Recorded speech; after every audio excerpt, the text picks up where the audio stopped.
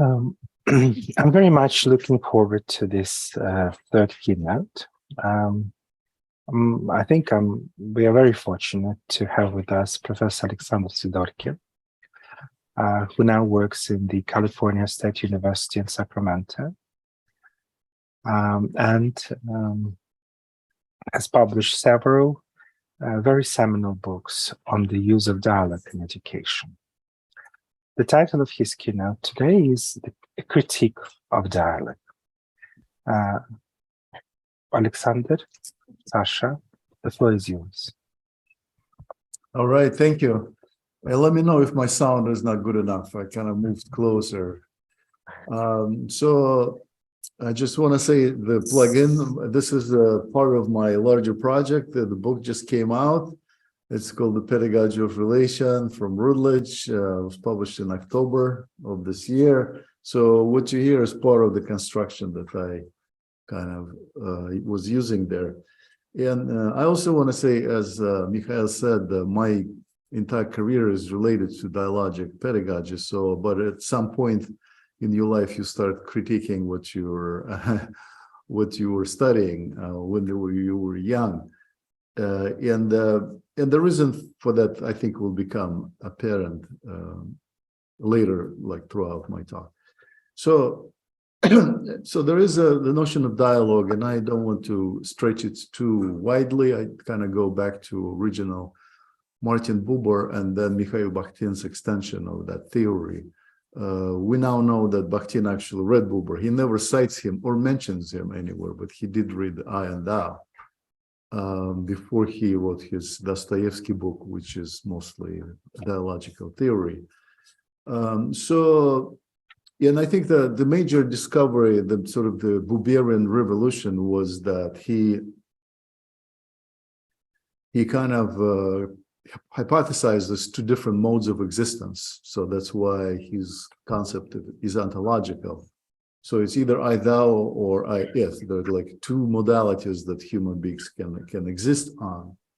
And of course, he heavily privileged the I, thou, because he thought things like all real living is meeting. So the sort of dialogue is it.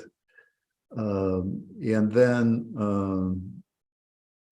he says, I become through my relation to the thou. As I become, I say thou. So very similarly, actually, Bakhtin posits the same thing. So he privileges dialogue in a way that to be means to communicate dialogically. So that's basically his kind of a definition of when dialogue ends, everything ends. All else is means, dialogue is the end.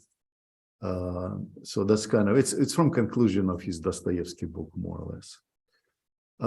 So that's kind of the dialogical concept of dialogue and ontological, concept of dialogue that they advanced. And I have to say that Bakhtin has incredibly original contribution to the theory. He was not at all a secondary thinker in that area because Buber had no theory of discourse. He didn't have many examples from literature, and Buber also had, Bakhtin also had a number of other concepts that Buber never touched. So they're both very original thinkers. But I have to say that the Buber, when his ontology kind of presented the problem to him, and he realized that in his own time. So the problem was that there's like a little contradiction in the theory there. On one hand, dialogue is the ideal, is something that you strive for. It's this relation that you enter by grace. You can't really construct it. It's just something that happens to you. It's brief, it's fleeting, it's marvelous, it's wonderful. On the other hand, it's at the cause of everything, right? So it's kind of universally already there, already present. Well, for example, this contradiction reflects in, there was a famous dialogue between Carl Rogers and Martin Buber, and I can't remember the date, late 50s anyway. And they were talking about relationship between the therapist and patient or client. And Buber said, basically, you can't have dialogue with your patient because you're inherently unequal, right? Your positions are not the same. You're having a plan of treatment about the patient. So that's why, I mean, it's a wonderful relationship, but it's not the dialogical one. So the power imbalance seems to be very critical for Buber to classify something as not dialogue.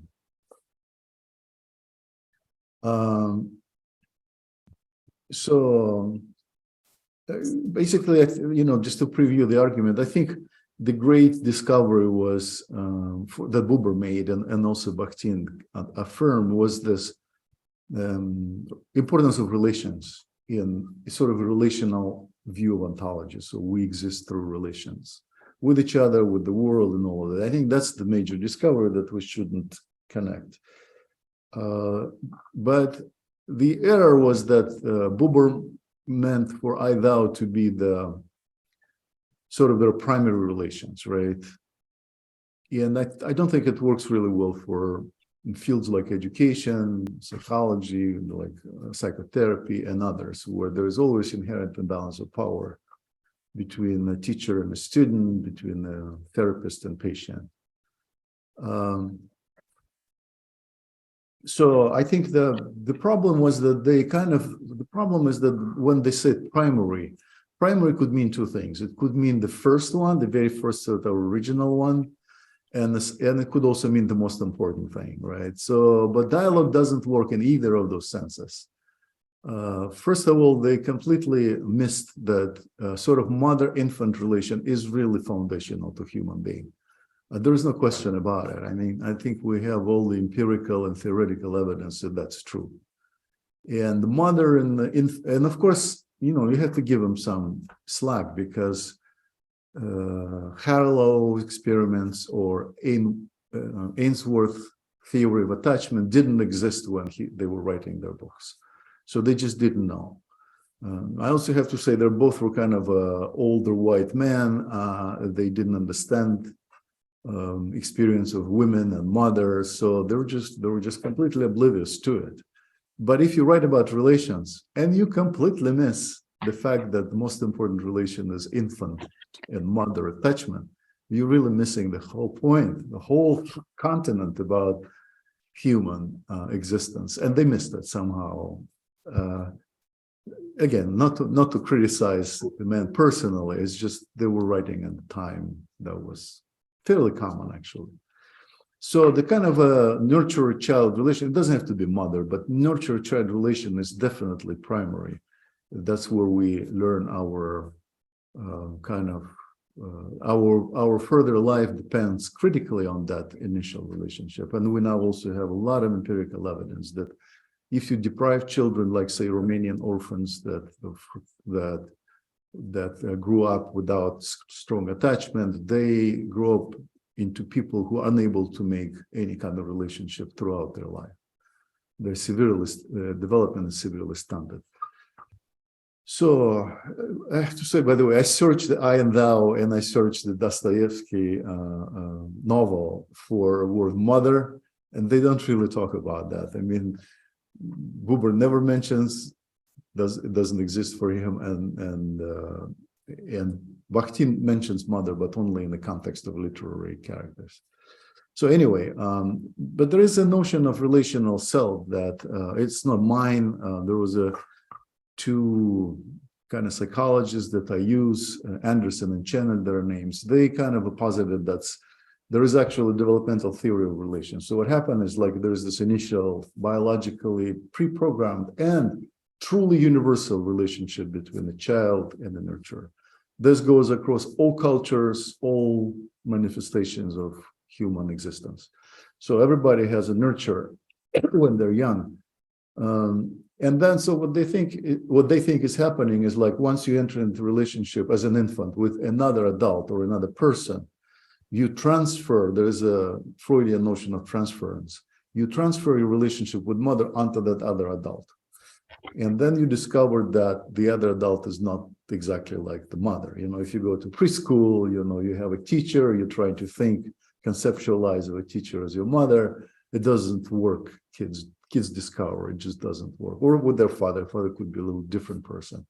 So they transfer this relationship, and then it creates a little conflict, and the kids figure out that, well, it's maybe like mother, but not quite like mother. There are different rules here.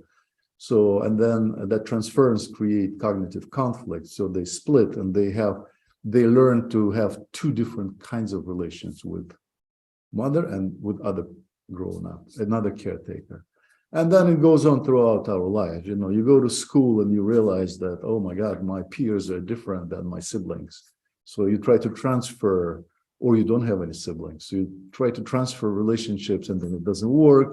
You create a conflict, you eventually split them. And basically human development is, there is a cognitive side of it, but there is a relational side of human development that consists of this kind of acquiring new kinds of relationships that you enter into. And then of course that's how the relational self develops. And the dialogical relations do exist, of course. I mean, we all know they do. But they're not in any way represent a goal or universal kind of relationship that you may want to strive to. In some, and I'll talk about it a little later, it is one of the many wonderful, but not by, there's no way to explain all the richness of human relationality by dialogue, by this dialogue versus monological or I-it relation. There is just too many other variations. They don't fit neatly along that axis. And Buber, of course, wanted to, it was a rhetorical move. He wanted to make it very clear. That's why this drastic distinction. But he himself, and then Bakhtin as well, they kind of realized it's not enough. Like, for example, Buber had this whole notion of das Zwischenmenschliche, the interhuman that was translated into English, which is like a dimension of human life that not quite dialogical, but sort of towards it. So they were trying to stretch that. And Bakhtin also had theories about, well, every discourse is dialogical, every word is half somebody else's already there. Kind of find that way of stretching that, straining that notion to cover more things in life. And I think they're trying too hard, and I tried for years, it doesn't work. You just need to, I think we need to abandon the notion of the dialogue is somehow universal, or somehow a common goal that could be shared by many different people.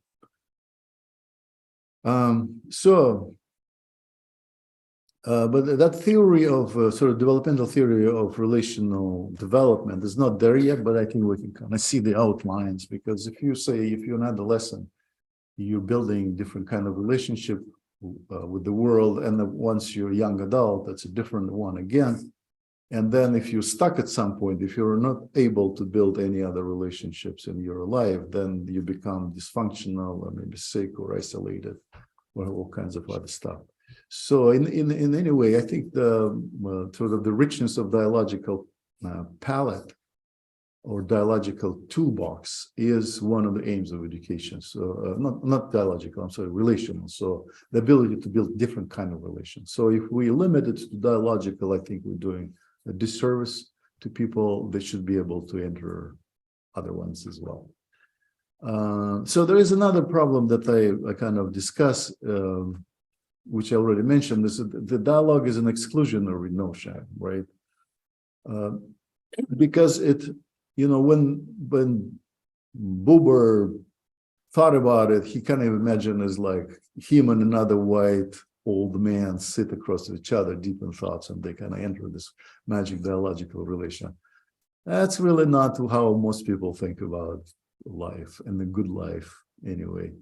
But dialogue is exclusionary specifically to small children. Like you can't enter really true dialogue with small children. Although Buber tried to say that, oh, you can even enter with a tree, it was more of a metaphor than actually a real suggestion. How do you do that? So small children are excluded because they're non-verbal and they're definitely not an equal part with you. How about mentally incapacitated people? How about those cultures and subcultures that do not place value on dialogue?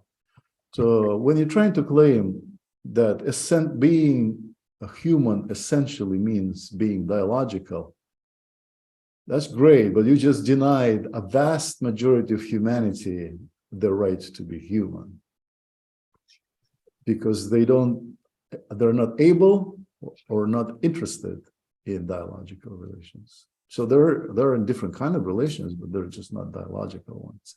So we have to be always careful with what we're prioritizing and we're essentially or centrally human. A lot of these concepts of essentialistic approaches to anthropology, to human beings, are exclusionary. I mean, they're not intentionally so, but by effect they are. So if you're really trying to use it in practical fields like education, or if you want to build some sort of society based on the notion of dialogue, it's very difficult to sell to those who are not really that interested in it. So it's not a very likely dialogue to move people. Dialogue is not a likely ideal to move people. And of course, it is, as Eugene mentioned, there is kind of Enlightenment assumptions that there could be universal, sort of achievable universality of adult human experience, right?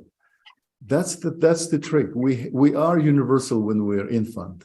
Once we become adults, nothing is universal about us. We really split into different tribes and movements, and this hope that we'll find eventually some sort of understanding is really not based on any kind of reality.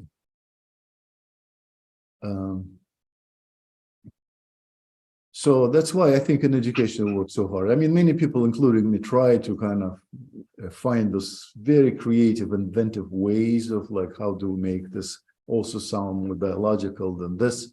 And at some point I ask myself, why are we trying so hard? The tool doesn't work. I mean, you can stretch it any way you want. It's just a little bit too narrow, too specialized for one kind of thing. For example, I try to say that, oh, well, dialogue is impossible in regular school life, but then there is this carnivalesque situation where dialogue flips in and then somehow it affects the entire school and all of that. Yeah. Again, I think it's a strained argument, really, and I'm not sure why we need to do that. And then finally, I want to finish with this example of how Nell Noddings used Buber. And Nell Noddings cites him actually quite extensively in her book, Care. I'm sorry, I forgot the title of the book. Caring, yeah. Caring, and then she used to have a subtitle, feminine approach to moral education. And then at her latest edition of the book, she switched it. She said relational approach to character education, to moral education. Anyway, she takes from Buber that whole idea of that relations are really primary. Things and people and other things are secondary in terms of how you view the world. But she completely ignores his plea for dialogue, completely. I mean, she never kind of criticizes him openly, but if you read her book, that's one long critique of Buber, really, is that this caring relationship is, in her terminology, is the important one. I call it in some of my writings, I for thou relationship. It's not I and thou, it's I for thou. So it's neither instrumental nor it is equal. So it's completely different kind of relationship, which I think is actually more important to our well-being. Although, again, it's only one of the multiple kinds of relationships that people build. And I think there's just a final thought. I mean, that's how do we deal with all this philosophical canon, with all this brilliant men that did something, mostly men, the dead white men that did something, and I think we need to kind of slice and keep the stuff that works and kind of throw away stuff that doesn't. So the universality of dialogue, I don't think works. The epiphany that world is relational clearly does work, and it is applicable to many different people and many different situations.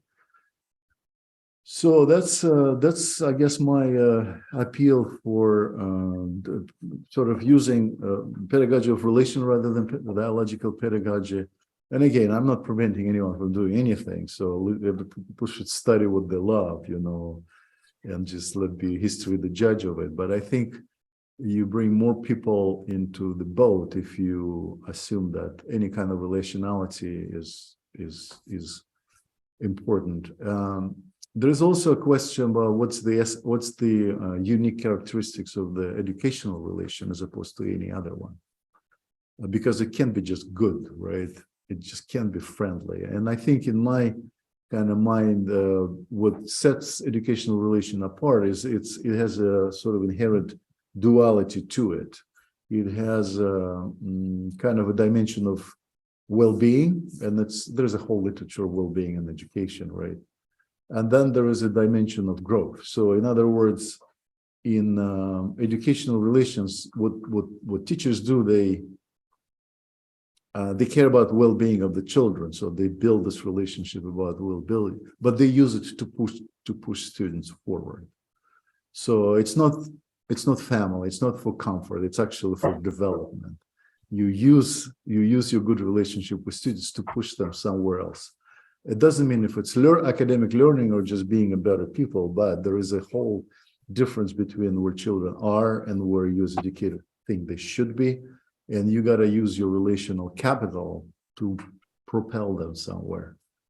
Again, we can debate about what the goal is, but I think one of them I already said, the richness of educational capacity itself is a legitimate aim of education, probably more important than learning algebra or chemistry or American history.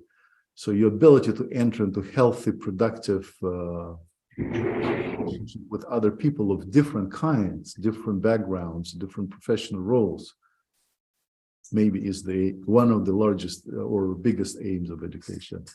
Our well-being actually depends on our ability to relate to others. But again, I think the relations is a much broader umbrella than dialogue. And that constitutes my critique of dialogue.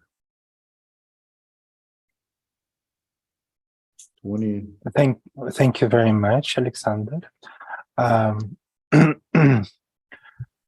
In my humble view, we're going to have a very interesting discussion. So, I would like to ask those who would like to ask questions or to comment on the presentation of Alexander to use raise hand button in the reactions menu. So, who would like to go first? Eugene? Okay, Eugene, you go first, and we have Jane. Okay, well, thanks a lot, Sasha. As always, very provocative, very rich, and that's why I always write your books and papers whenever I see that. I already got your book during your talk. Fortunately, our library has that in electronic version, so that's my reading for this winter. Thanks a lot. So I have several comments, and let me provide some of them.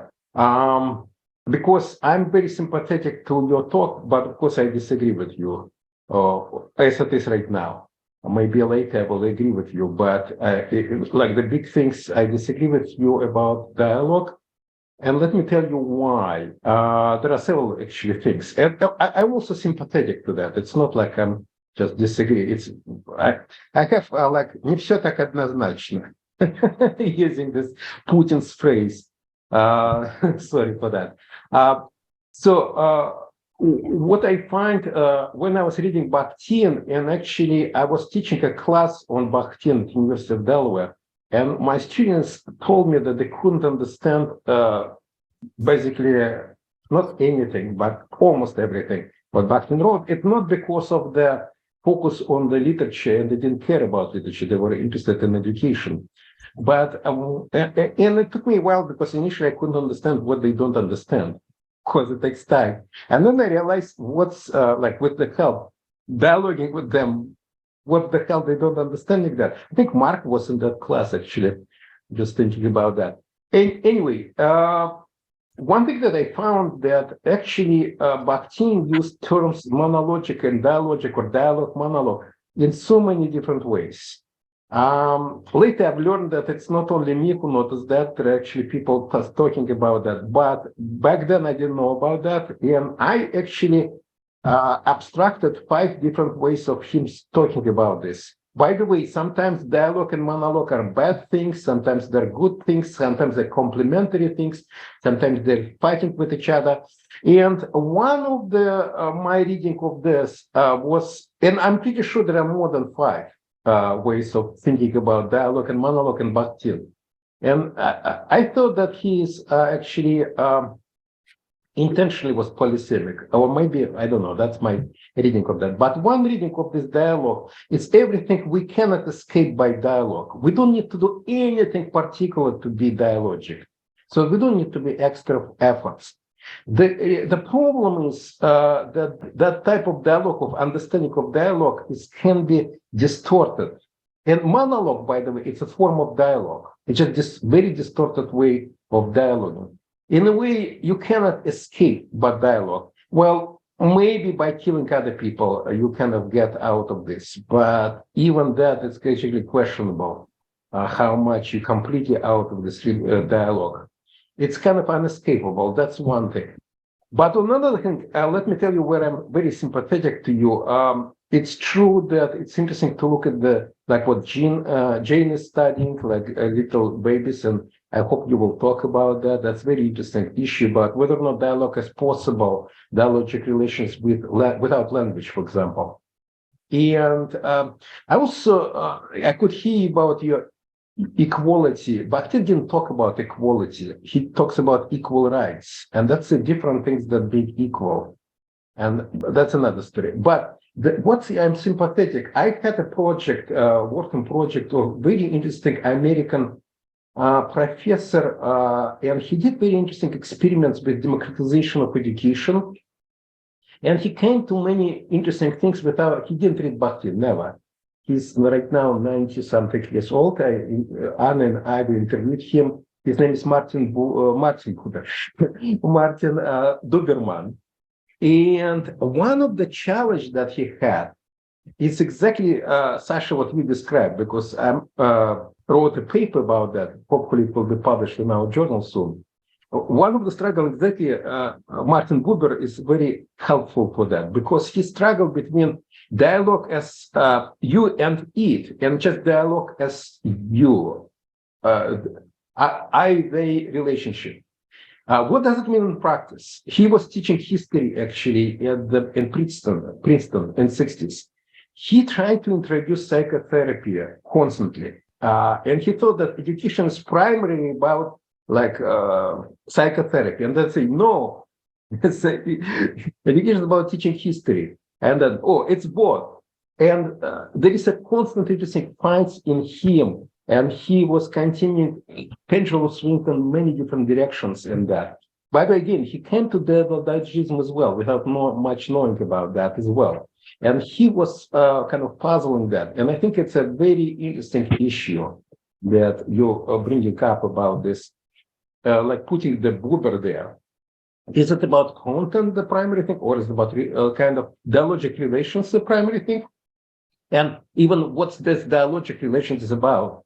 Because you talk about care, like Duberman thinks about, it's not so much about care, but it's about, again, psychotherapy is basically recovering from our dysfunctionalities, relational dysfunctionalities and personal dysfunctionalities. And that's what the whole thing is about. You might call it care, but I'm not sure it's exactly the same thing. Anyway, I'm just like, this is my comments, and I'm now eager what Jane, you will say. Or Sasha, if you want to reply on it. Jane, I don't have an extensive reply, but you're right. That's it. I also try to be pragmatic. Like if we were to change education, the worst thing we can do is cite Bakhtin or Buber. People don't care. It's very complicated. Like you say, they're using it in a very unusual ways sometimes. So if we're trying to sell it to somebody, I mean, it's fun to read among us, friends, but it's not exactly a recipe for a school principal or a school classroom teacher. Absolutely, because schools are exactly monological institutions, and the whole thing, I'm not sure it's like about education, actually. What we have right now in our civilization as it is right now, it's in that it's actually related to education, it's something else. But that's another story. It's nothing, if we really interested in education, which is, we need to go against the institution and the whole thing, as you absolutely, I agree. But Bakhtin is not so-called helpful, and maybe it's good that it's not helpful because it will be even worse. Remember that for Bakhtin, the extreme monologism, he always used educational examples, not by chance. Didactic, yeah. Sorry. Yeah, sorry. Jane, please. Oh, thank you, Eugene and Sasha. I'm so pleased that you've made some of these statements today because it took me back to, I think, about 8 years ago at a conference in New Zealand where you made the same comment. You cannot have a true dialogue with a child or a tree. And at the time, I was standing at the back of the room with one of my Indigenous Māori colleagues who whispered under her breath, "Yes, you can," but didn't feel that she could have a voice because she was coming at it from an Indigenous standpoint. So I think I really think that this requires dialogue about the way that we're interpreting relationality. So if you're taking it from a metaphysical standpoint, then you would be able to have a dialogue with a tree, in my view. I think that we have a very strong example of that recently with nature speaking back to us, if dialogue is indeed about speaking through a variety of modes and opening ourselves up beyond merely the spoken word. And Michal brought that up yesterday in the discussion about, should we be going beyond language? And I think Bakhtin allows us to do that. He allows us to think about form and content beyond the spoken word to the lips, the unwhispered utterances, as he describes, that also constitute parts of the dialogue. I also wanted to, really, some of us in early childhood education are now really quite concerned about the hegemony of attachment theories that are really driving the way we're thinking about very young years.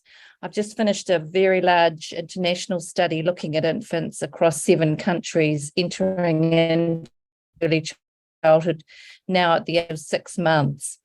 And I can assure you, and I would invite you to have a look at some of the footage that we've got of these infants having robust, in my view, dialogues with each other, so quite and actually powerful and agentic in the way that they're speaking into their environments. And yes, it's an education, but perhaps there's more space in context where the word does not have the tyranny of the word is eradicated in a way. So I just really I think that you're really offering something really important around bringing together relationality and dialogue. But I'm just a little bit I'm still a little bit perplexed about why we would abandon dialogism for relationality, and invite you to sort of maybe clarify a little bit for me at least what you mean by a true dialogue. Yeah, thank you. Thank you. Yeah. No, I mean, I don't think anybody should abandon anything, but I just want to say that your Maori colleagues and Martin Buber can have dialogue with trees. It doesn't mean that other people can or want. That's I think the main point. If you're secular, American scientist that studies tree, you may or may not share that view of the trees. And again, just because it sounds great and indigenous doesn't mean it's not exclusionary, right? I mean, that's basically. And I'd love to see your study. I mean, I think I think I see your point. I think the idea that there has to be one caregiver attached to one child is probably very Eurocentric, but we do know that there has to be some relationship at the beginning of your life. It could be multiple people with siblings and all that. So it's a simplification rather than try to say that it's universal. But the most universal we are is when we were born and when we're trying to learn about the world. That's what humanity is. Not when we get old, we get so very different. Sorry, yeah. I need to take time from Mark. Thank you very much. Mark, it's your turn, please. Oh, thank you. Sasha, that was so interesting. Thank you. I'm on a train, so I apologize if there's any background noise. But one of the things that I was really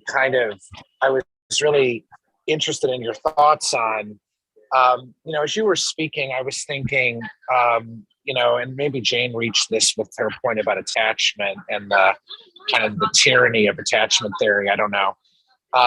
But just the idea behind, the fact that relationality and dialogue, I do think in a way, Bakhtin does address a lot of these issues when he talks about being as event and the fact that it's inescapable for us. We sometimes end up in these issues where we are responsible for our utterance and we need to reply. And these encounters happen in many instances in our lives, including silence being a response. I mean, I suppose you could argue that we are prisoners in the sense of our own attachment styles and histories, and that our parents dictate a lot of what we do in our lives. But the idea that we, in a way, have an opportunity to change and transform ourselves is what excites me about dialogue. And I find in your presentation, I was very moved by it in many ways, but I found a certain sense of giving up for the potential of human interaction and dialogue to, in a sense, to transform relations, which, it doesn't mean, and I don't mean this in a teleological sense, because I don't know what the transformation is going to be. And that's part of the mystery of dialogue for me, is that I have no freaking idea what's going to happen when I say this, or even if I'm right. And then I might actually, in your reply, might actually be moved to think differently about it. But that's the whole point. And for me, I guess that's sort of what I just wondered, the notion of dialogic event and the collision of different person beings. I guess we talked a little bit about that notion of person yesterday being a little off, but still, the idea that I hold a certain view of the world and a certain stake in something to which another person then replies. And to me, that's the essence of dialogism. It's not in that instrumental view that we were describing. And to me, it holds a lot of potential for transformation of personhood, whatever we would call that, which I guess I just wonder what your thoughts are on that. Well, see, I'm a pragmatic, I guess, person. For me, theories are just instruments that you have. I don't have any kind of religious attachment to any of them. I mean, theory of dialogue is a beautiful old instrument with a lot of twists and wonderful things, and you can do certain things with it.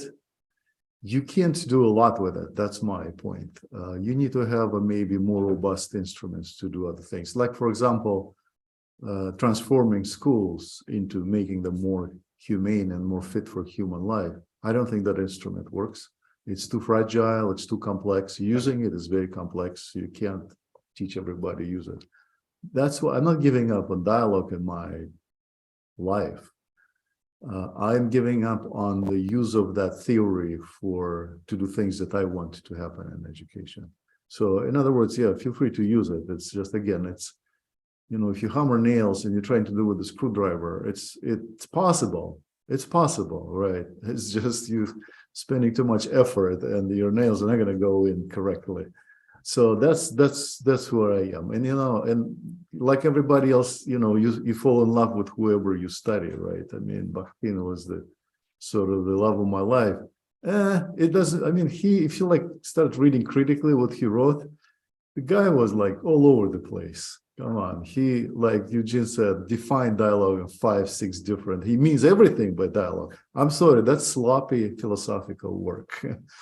I mean, the chapter on carnival, you could see that he pasted it from another book, right? He had no connections to much of the Dostoevsky. Carnival had no connections. He made it up. He didn't know what to do with stuff. I do the same thing with my books, right? You put thing there because you have it. So I don't have any reverence towards either Buber or Bakhtin. So they did great things. They're both much smarter than I am, but what they built has limited use. That's what I'm saying. Can I just jump one comment, and Anna will be next? Just because you said, I just realized I like what you said. I give up on dialogue in the name of the schools. And I realized about myself, I give up on schools in the name of dialogue. So that's it. Thank you a lot. It's very helpful what you just said. Thank you, Sasha. Yeah. And the floor is yours. Oh, are you giving it to me or to Sasha? Anna, to you. Okay. Okay, so thank you, Sasha, because you provoke deep thinking with your giving up on dialogue. And I think the deep thinking comes in finding the boundaries, like what is dialogue for all of us on one hand. On the other hand, of course, what is education? And when I'm going to go in the very early childhood education, and again, put in another boundary there, because as you know, Sasha and Eugene and Mikhail, there are different types of or different notions of what education or caring is in Slavic languages. So vospitание is this kind of like upbringing. I wouldn't say even it's caring, it's more like upbringing a human being, making a human, raising a child, which includes care, as you said, and includes pushing somebody forward or shaping them and forming them in certain way. But certainly, I think when we talk about schooling or education or caring in the family, we lump everything together under this education kind of English overall world that does not distinguish these different, very complex relationships inside. So I agree with Jane and her Maori friends that you can talk with, not with a tree, I don't agree with that, but you can talk with a very, very small child, a baby.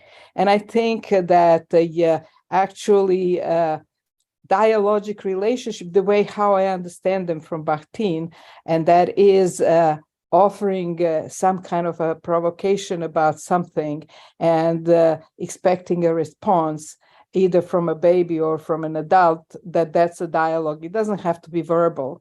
It has to be creating a relationship between people, which is about something that's interesting, that's puzzling. It's kind of like I constantly go and think about the play Peekaboo that was used by Brunner at one point to talk about these very basic ways of learning language, but he used it in a way that I don't like. But I think if you think of Peekaboo, which is a very, very early age game that exists not only in the Western civilization, in various formats, and I don't know whether it exists everywhere or universal, but you can use it as a model.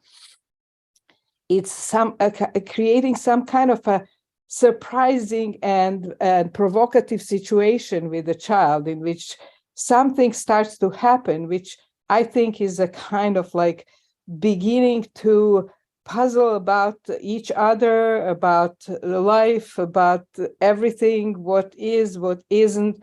And that is a dialogue for me, like really a dialogue about something that includes relationality, addressivity, and also kind of like examining in a playful way of the world.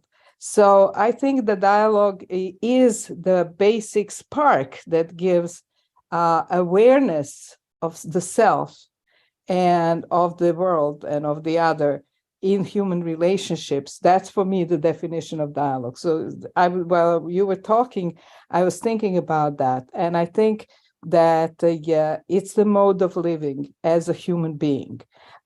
In that sense, maybe it's like overstated and it's not useful to use it kind of in education. But I agree with Eugene that you cannot avoid dialogue among the humans.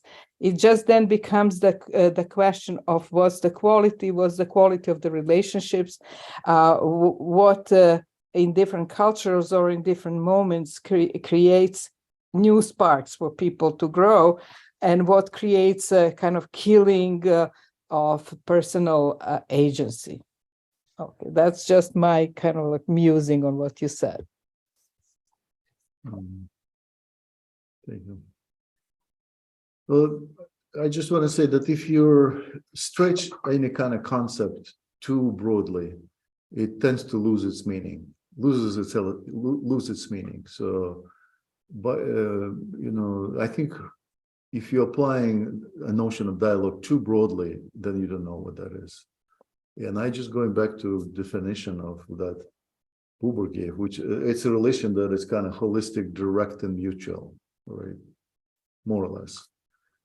There's also spontaneous, unplanned, and all of that. But that's sort of, if you do it that way, then there's only some limits to which you can stretch. I think that can you use dialogicality instead of relationality? Yes, you can, but I don't think it's a very efficient way of using the language, because I think the notion of relation is a lot more neutral. It doesn't have any implications that relationship is somehow good or productive or beautiful or any of the stuff. It doesn't have the connotation that you actually evaluate it. Dialogue does. It is a judgment call, this dialogue or no dialogue.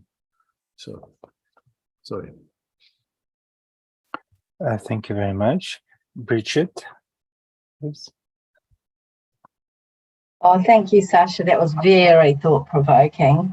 And I cannot sit here and not make a comment. When you said you can't have a dialogue with a small infant, or child, an infant, I really do need to, if you haven't read, and I'm sure you have, but Jane's work around the infant and looking through a Bakhtinian lens to actually see the language of the infant, and having used it and applied it in practice, when you look through a Bakhtinian lens, you are able to have that dialogue with an infant.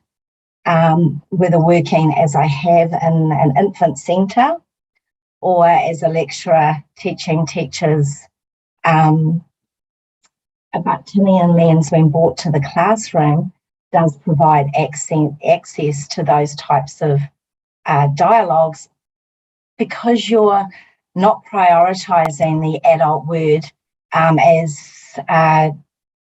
as Jane has said time and time again, over the word of the infant, and because you are paying as much attention to tone, to non-verbal language as you are to language. So I'll put a couple of websites up there in the chat too. Mm-hmm. Thoughts on that, Sasha? Well, again, I think it's too generous of an interpretation of the notion of dialogue. I mean, if you take any kind of relationship that is not selfish or instrumental to be dialogical, yes, you can say that. I mean, but is it going to be useful to anyone to say that? I think your relationship with an infant, on pragmatic terms, are very different than the relationship with your 18-year-old who's about to leave your home, right? I mean, what good does it say that they're both dialogical or whatever, right? Tell me how it's useful to me. I think it's a very different kind of relationship. So when you, and of course, the art of life is moving from one into another, right? But if you think it's all dialogue all the time, you lose the distinction between really interesting nuances of life, I think. Our relationship with infants is not instrumental. We're not using them for anything. In fact, we're using ourselves for them, right? It's kind of reverse instrumentality there. We are the tool that we're applying to their well-being. It's completely selfless, in most cases anyway. So, but is it dialogical? I don't know what that description adds to my understanding of what they should be. That's my only question, I guess. Thank you very much, Alexander. Eugene? Thank you, Sasha. As usual, I'm very excited about your challenges. Just love them. By the way, just want to tell you, I just came from the eye surgery and I had some pain, and your presentation cured me. You have this magic because I don't know, my feeling is just because you're saying so many interesting things that it's completely distracted my mind from being in pain. So good, thanks for that. But I actually was thinking about, and I really like your challenge, because for me, dialogue starts with what Bakhtin talks about, consciousness with equal rights, of the meeting to unique consciousness and interested in each other. And one of the danger of which is very monologic things, it's kind of talk on behalf of another person. And talk as if the person talks to you.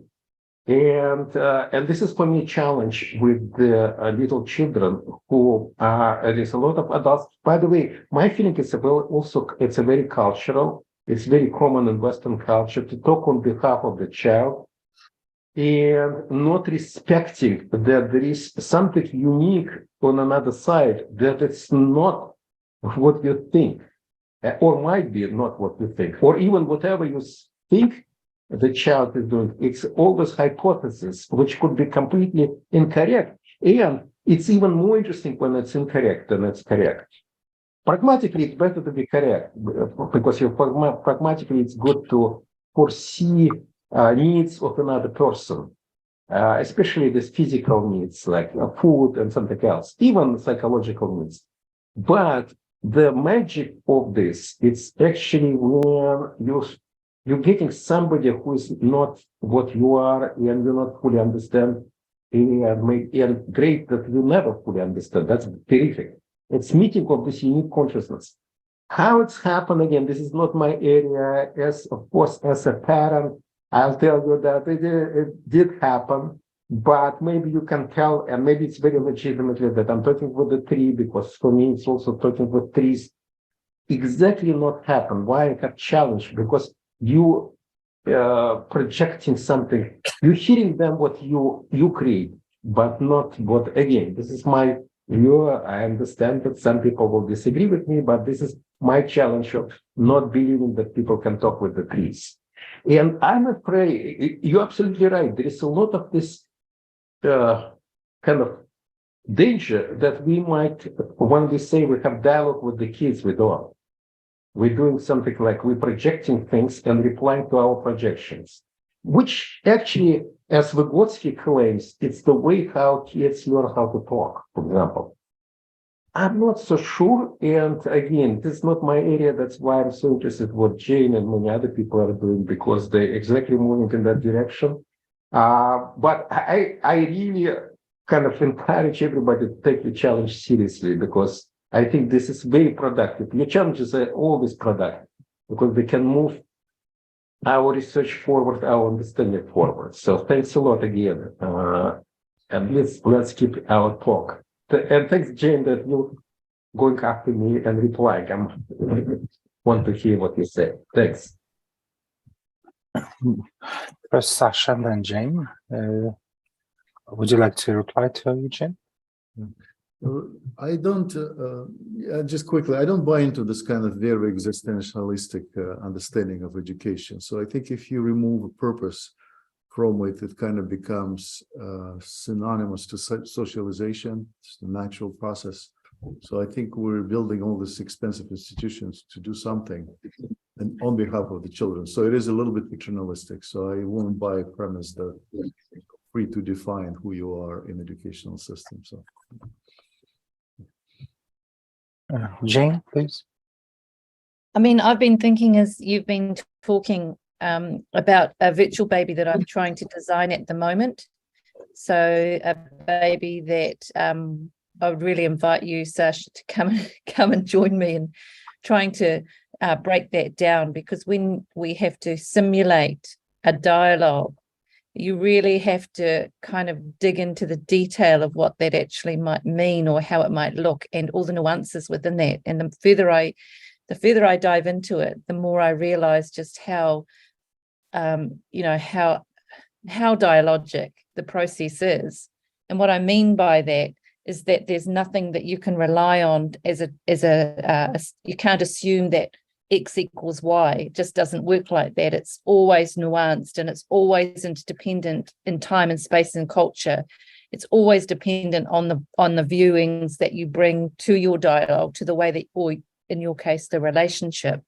Your relationship as a father, Eugene, for example, with your infant is a completely different kind of relationship to a teacher who has to work with 5 infants at once, or groups of in America, I know they're working with large groups of infants who they cannot possibly hope to meet their needs in the way that you've described, Sasha. And certainly, I would argue that it's not always altruistic, that there isn't other agendas at play there. So I think it's much more complicated than perhaps has been given credit by psychology in the mainstream. And I think it's much more complicated than it's not pure. So I wouldn't say that we haven't even talked about in utero relations, because they exist also. Let's not forget that let's not forget that an infant isn't arriving in the world as a blank slate. They are already, in my view, engaging in relationships and sounds and spaces and textures, and they are already dialogically connected to their mother through what they're receiving in the umbilical cord. If you really want to get into that existential space, but I know you don't.